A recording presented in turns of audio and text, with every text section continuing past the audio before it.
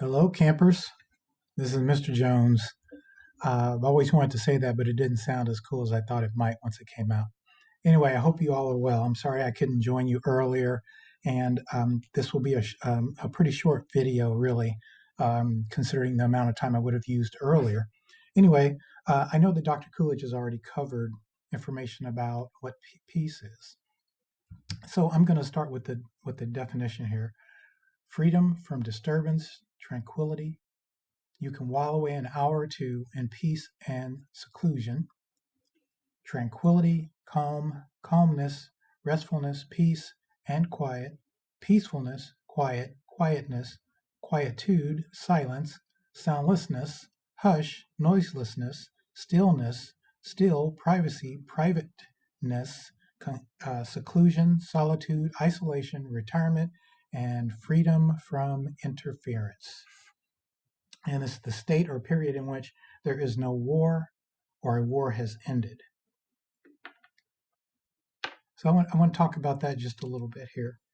Um, First, I want to, some of the things that I found really poignant or important when I received information from Dr. Coolidge was, you know, um, the words that are here that she shared with you earlier about mindfulness, creating peaceful spaces, listening and learning conversations, self awareness of the inward outward journey, compassionate communication, personal prayer, the sacramental life, and acts of service.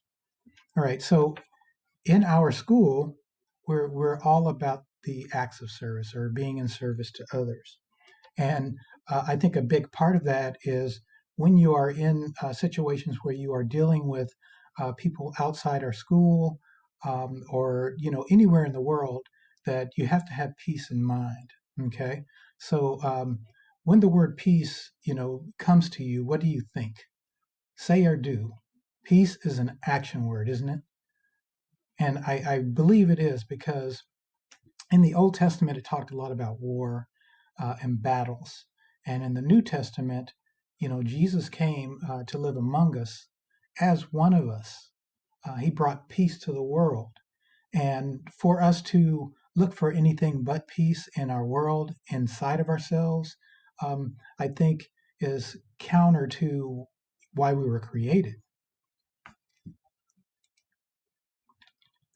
So I want to talk about, here on Earth. What was it? How did it come about? This idea of peace. Well, it's not a brand new thing. And as a nation and as a world leader, we have been involved in organizations to try to create this sense of peace in the world. The earliest record recognizes or organizations that formed a peace movement were peace societies that emerged in America and Europe starting after the Neapolitan Wars in 1815. There were about 20 universal peace congresses that were held in Europe and America starting in 1889 until the start of World War I. And this was not by accident. This was because there were this senseless destruction of the world and the economies of different countries. So the participants in this Universal Peace Congress came to a broad understanding or agreement on the economic and colonial roots of war, and that social reform was needed to avert war. And the reason why I put no, you stop it is because this whole thing about we didn't start the war, you started the war, or discord, or whatever the case might be. And it's kind of this back and forth, kind of like when you're on your phone, your cell phone, and you say, no, you hang up. So, I say that kind of tongue in cheek.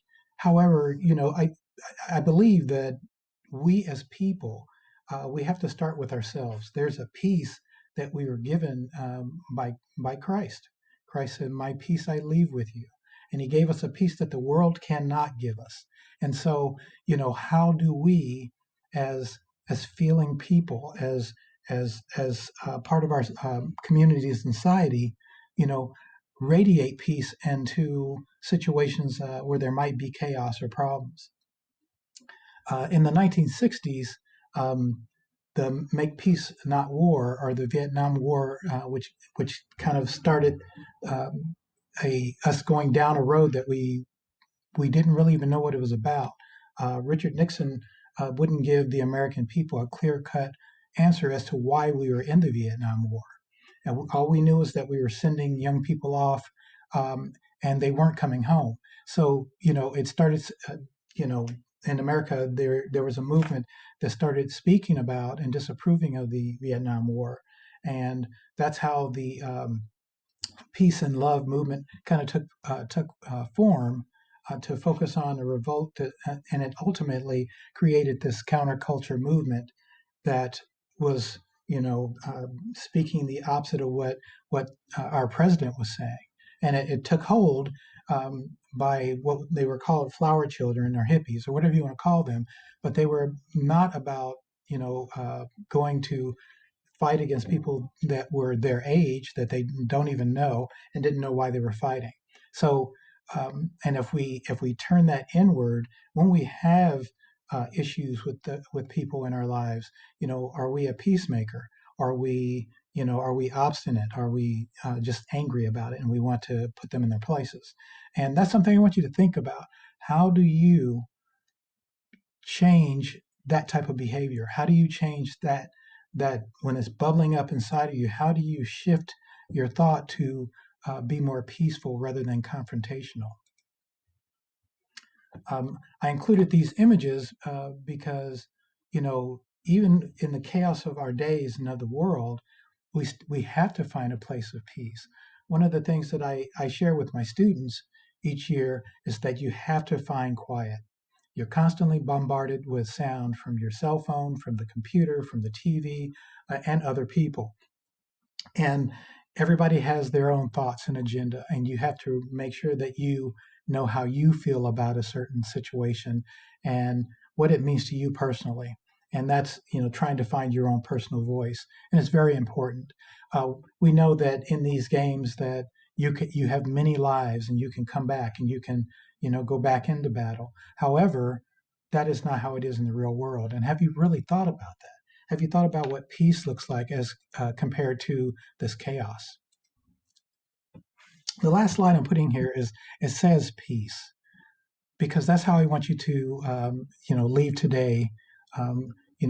From the time that you spent with Dr. Coolidge earlier, um, and also the other guest speaker that was on, Maddie, and and me. And I want you to understand that sometimes you have to find a quiet space, even when there's noise around you. Not that you want to separate yourself from what's going on, but you really need to get in touch with yourself to find a spiritual balance. And and I tell kids all the time, go into your closet or into a space that can be completely dark or near dark, and then close your eyes and think about the infinite space that you're sitting in. And just breathe and repeat the word in your mind, peace, and you will notice that your body starts to react to it and your mind starts to get more calm. So it's so important that we remember that at the center of our being is Christ, and Christ is peace, and Christ is love. So I'm going to move from this part here, and I'm going to show you the project that you're going to be working on. So this is a peace collage. And my thought process with starting to create something that we could show to your classmates and to the administrators and the teachers and the folks that visit the school in the cafeteria, and I know that Dr. Coolidge has shared this with you, is that we want each of you to make a section of this design, of this art. And you see here is 28 by 15. These are like 4-inch by 4-inch squares. And what I want you to do is I want you to create your own. It could be on notebook paper, it can be on printer paper, it could be on drawing paper. It really doesn't matter. But I want you to try to be as creative as you can be, creating your peace symbol, your peace sign. And there's a lot of things here. You can use any of the designs you see on the screen, or you can totally go to the drawing board and create your own. And as you're creating it, I want you to try to be mindful of what you're doing, mindful of the art that you're creating and how it can affect someone else. And this comes with, self-awareness, being aware of your surroundings, being aware of yourself inside and out. um, you know because we are all dealing with different things about what's going on in our world right now, some of us on a much deeper level than others. However, we're all affected by it. So what I would like you to do is, and this is not something that should take you all that long. um, I hope that you do spend a little time with it. However, your impression of what that peace sign should look like is completely and utterly yours. It should be unique. So um, I'm going to go ahead and I'm going to stop the video, and I'm going to allow you all to spend a little time with yourselves. And like I said, find a quiet space. Try to turn off all the noise and try to find some peace inside, some solitude. Anyway, God bless you all. I hope that you have a wonderful, wonderful, wonderful week. And I look forward to seeing the art that you produce. And God bless, take care, and be nice to somebody.